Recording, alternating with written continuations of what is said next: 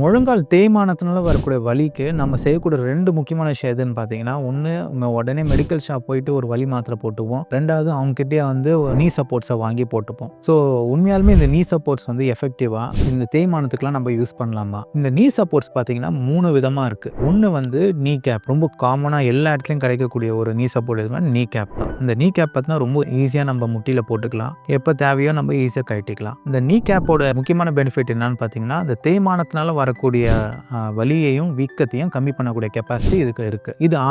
இது early stage of ஆர்த்ரைட்டிஸ்க்கு தான் ரொம்ப ஹெல்ப்ஃபுல்லா இருக்கு. 2வது டைப் ஆஃப் நீ சப்போர்ட்ஸ் என்னன்னு பார்த்தீங்கன்னா ஹிஞ்ச்டு நீ பிரேஸ்ன்னு சொல்லுவோம். அதாவது நீ கேப் மாதிரியே இருக்கும். ஆனா 2 சைட்லயும் பார்த்தீங்கன்னா ஒரு சின்ன மெட்டாலிக் ராட் இல்ல அலுமினியம் ராட் இருக்கும். இது என்ன பண்ணுன்னு பார்த்தீங்கன்னா இந்த நீயை வந்து ஸ்டேபிளா உங்களுக்கு ஒரு நீக்கு வந்து ஒரு ஸ்டெபிலிட்டி கொடுக்கும். அதாவது நீங்க நடக்கும் போதோ இல்ல சில ஆக்டிவிட்டி படிக்கட்டு ஏறி இறங்கும் போதோ வந்து இது வந்து நீயை வந்து கொஞ்சம் ஸ்டேபிளா பார்த்துக்கும். அது மூலியமா இந்த தேய்மானத்தினால வரக்கூடிய வலியை வந்து இது கம்மிப்படுத்தக்கூடிய சான்சஸ் அதிகமாகவே இருக்கு. 3வது டைப் ஆஃப் நீ சப்போர்ட்ஸ் என்னன்னு பார்த்தீங்கன்னா ஆஃப்லோடிங் நீ பிரேசஸ். இந்த ஆஃப்லோடிங் நீ பிரேசஸ் யாருக்கு அதிகமாக தேவைப்படுன்னு பார்த்தீங்கன்னா அட்வான்ஸ் ஸ்டேஜ் ஆஃப் ஆர்த்ரைட்டிஸ்க்கு தான் இது அதிகமாக உபயோகமாக இருக்கும். அட்வான்ஸ் ஸ்டேஜ் ஆஃப் ஆர்த்ரைட்டிஸில் என்ன நடக்கும்னு பார்த்தீங்கன்னா ஒரு பகுதியில் வந்து தேய்மானம் அதிகமாகவும் இன்னொரு பகுதியில் வந்து தேய்மானம் கம்மியாகவும் இருக்கும். ஸோ இந்த ஆஃப்லோடிங் நீ பிரேசஸ் என்ன பண்ணுன்னு பார்த்தீங்கன்னா எந்த பகுதியில் தேய்மானம் அதிகமாக இருக்கோ அதில் இருக்கக்கூடிய ஸ்ட்ரெஸ்ஸை வந்து இது வந்து ரெடியூஸ் பண்ணும். அதனால தான் இந்த பேர்லேயே இருக்க மாதிரி ஆஃப்லோடிங் இந்த லோடை வந்து ரெடியூஸ் பண்ணும். இது மூலிமா வலி தரக்கூடிய டெய்லி ஆக்டிவிட்டிஸ் வந்து வலி இல்லாமல் நம்ம பண்ண முடியும். இந்த 3 சப்போர்ட்டுமே வந்து